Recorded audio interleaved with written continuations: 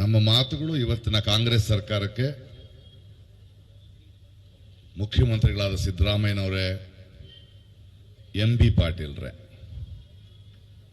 ಏನ್ ಮಾಡ್ತಾ ಇದ್ದೀರಿ? ಒಬ್ಬ ಮನುಷ್ಯನಿಗೆ ಒಂದ್ಸಲ ಹೇಳ್ಬೋದು, 2 ಸಲ ಹೇಳ್ಬೋದು, 3 ವರ್ಷ ಬಾಯ್ ಬಡ್ಕೋಬೇಕನ್ರಿ?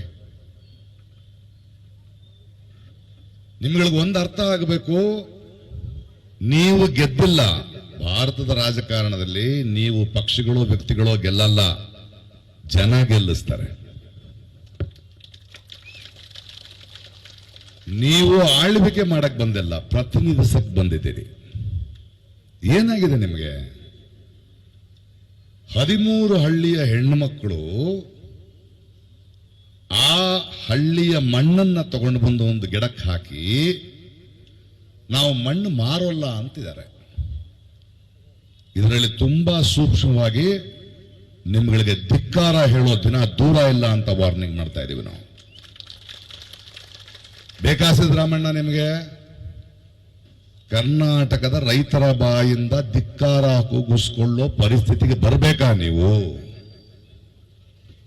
ಕಿವಿ ಇಲ್ವಾ? ಹೃದಯ ಇಲ್ವಾ? ಮನಸ್ಸಾಕ್ಷಿ ಇಲ್ವಾ? ಅಹಿಂದ ಅಂತೀರಿ, ಜನಪರ ಅಂತೀರಿ, ರೈತಪರ ಅಂತೀರಿ. ಇದೇ ಹೋರಾಟದ ಮಧ್ಯ ವಿರೋಧ ಪಕ್ಷದಲ್ಲಿದ್ದಾಗ ಬಂದು ನೀವೇ ತಾನೇ ಮಾತು ಕೊಟ್ರಿ. ಮಾತಿಗೆ ನಿಲ್ತೀರಾ, ಮಾತಿಗೆ ತಪ್ತೀರಾ? ಮಾತಿಗೆ ತಪ್ತೀರಾ? ಬಿ ಪಾಟೀಲ್ರೇ, ಏನು ತುರ್ತು ಸಭೆ ನಿನ್ನೆ ನಿಮಗೆ ಏನಂತ ಅರ್ಜೆಂಟ್ ಬಂದಿತ್ತು? ನಾವು ಮುಖ್ಯಮಂತ್ರಿಗಳನ್ನ ಕೇಳ್ತಾ ಇದೀವಿ, ಒಂದಿನ ತಡ ಮಾಡಕ್ ಆಗಲ್ವಾ ನಿಮ್ಗೆ? ಒಳಗಡೆ ಏನಾದ್ರು ಮಸಲತ್ ನಡೀತಾ ಇದೆ. ಯಾರು ಮುಖ್ಯಮಂತ್ರಿಗಳಲ್ಲಿ? ಏನ್ ಹೇಳ್ತಿದ್ರಿ? 3 ಹಳ್ಳಿ ಬಿಡ್ತೀರಾ? 400 ಎಕರೆ ಬಿಡ್ತೀರಾ? ಒಂದಷ್ಟು ಕಮರ್ಷಿಯಲ್ ಲ್ಯಾಂಡ್ ಕೊಡ್ತೀರಾ? ಅಂದ್ರೆ ಅರ್ಥ ಭೂಮಿ ಬೆಲೆ ಜಾಸ್ತಿ ಆಗತ್ತಾ? ಮನುಷ್ಯರಿಗೆ ಬೆಲೆ ಕೊಡ್ರಿ. ಭೂಮಿಗೆ ಬೆಲೆ ಆದ್ರೆ ನಿಮ್ ಬೊಕ್ಸ ತುಂಬುತ್ತೆ, ನಿಮ್ ಜೊತೆ ಹುನ್ನಾರ ಮಾಡೋರು ಜೋಬ್ ತುಂಬುತ್ತೆ, ಸಮಾಜ ಬೆಳೆಯಲ್ಲ. ಭೂಮಿಗೆಲ್ಲ ಮನುಷ್ಯರಿಗೆ ಬೆಲೆ ಕೊಡಬೇಕು ನೀವು. ಈ ಹೋರಾಟ ನಿಲ್ಲಲ್ಲ. ಇದು ಅಂತಃಕರಣದ ಹೋರಾಟ. ನೀವು ಬುದ್ಧಿವಂತರ ತರ ಉತ್ತರ ಕೊಡಬೇಡಿ. ನಾವು ಪ್ರಶ್ನೆನೇ ಕೇಳ್ತಾ ಇಲ್ಲ. ಪ್ರಶ್ನೆ ಕೇಳಿದ್ರೆ ಉತ್ತರ ಕೊಡಿ. ನಾವು ನಮ್ಮನ್ನ ನೋವನ್ನ ಹೇಳ್ತಿದೀವಿ, ಬದುಕೋಕೆ ಬಿಡ್ವಿ ಅಂತ ಮನವಿ ಮಾಡ್ತಾ ಇದೀವಿ. ಮನವಿ ಮಾಡಿದ್ರೆ ಸ್ಪಂದಿಸಿ, ಬುದ್ಧಿವಂತರ ತರ ಮಾತಾಡಬೇಡಿ, ಪ್ರಶ್ನೆಗೆಲ್ಲ ಉತ್ತರ ಕೊಡಬೇಡಿ ನೀವು. ನಮಗೆ ಬೇಕಾಗಿರೋದು ಸ್ಪಂದನೆ. ನಾವು ಮಣ್ಣನ್ನ ಮಾರೋದಿಲ್ಲ. ಭೂಮಿಯ ಜೊತೆಗೆ ನಮ್ಮ ಸಂವಾದವನ್ನ, ಮಾತನ್ನ ನಿಲ್ಲಿಸೋದಿಲ್ಲ. ಏನ್ ಮಾಡ್ತೀರಿ? ಕಾರ್ಖಾನೆಗಳು ಮಾಡಿ ಕೆಲಸ ಕೊಡುತ್ತಾ ಅದು ಎಷ್ಟು ಬದುಕು ಕೆಟ್ಟಿದೆ ಅಂತ ಗೊತ್ತಿಲ್ವಾ ನಿಮಗೆ?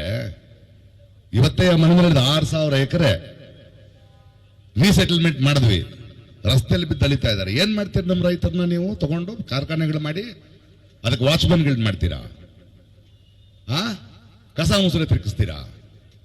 ನಿಮ್ಮಂತ ಅತ್ಯಂತ ಬುದ್ಧಿವಂತರಿಗೆ ಯೋಚನೆ ಮಾಡೋಕ್ಕೆ ಹೊಟ್ಟೆ ತುಂಬಿಸೋದು ನಾವು. ಮರ್ಯಾದೆ ಕೊಡಿ ದಯವಿಟ್ಟು. ಸಿದ್ದರಾಮಯ್ಯನವರೇ, ಇದು ಇನ್ನೊಂದು ಹೋರಾಟವಾಗೋದು ಅಥವಾ ನಿಮ್ಮನ್ನು ಇಳಿಸುವುದಕ್ಕೆ ಕಾರಣ ಆಗೋದಕ್ಕೆ ಆಗಬೇಡಿ. ಮನಸ್ಸಾಕ್ಷಿಯಿಂದ ಜನರ ಆವೇದನ ಅರ್ಥ ಮಾಡ್ಕೊಳ್ಳಿ, ರೈತರನ್ನ ಅರ್ಥ ಮಾಡ್ಕೊಳ್ಳಿ. ನಾವು ಮಾರಲ್ಲ ಅಂದ್ರೆ ಮಾರಲ್ಲ, ನಮ್ಮ ಬದುಕನ್ನು ಬಿಡೋಲ್ಲ. ಹಾಗೇನಾದ್ರೂ ಆದರೆ ಇವ್ರ ಜೊತೆ ನಾನು ಇಲ್ಲೇ ಮಲಗ್ತೀನಿ.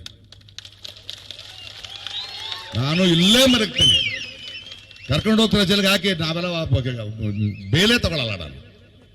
ಇದೇ ಮಾಡಿಸಿ. ಯಾವ ರಾಜಕಾರಣ ನಡೀತಾ ಇದೆ ಅಲ್ಲಿ? ಜನರನ್ನ ನಿಲ್ಲಿಸ್ತೀರಾ? ಪೊಲೀಸರನ್ನು ಉಪಯೋಗಿಸ್ತೀರಾ? ಯಾವ ಸರ್ವಾಧಿಕಾರ ನಡೀತಾ ಇದೆ ಅಲ್ಲಿ?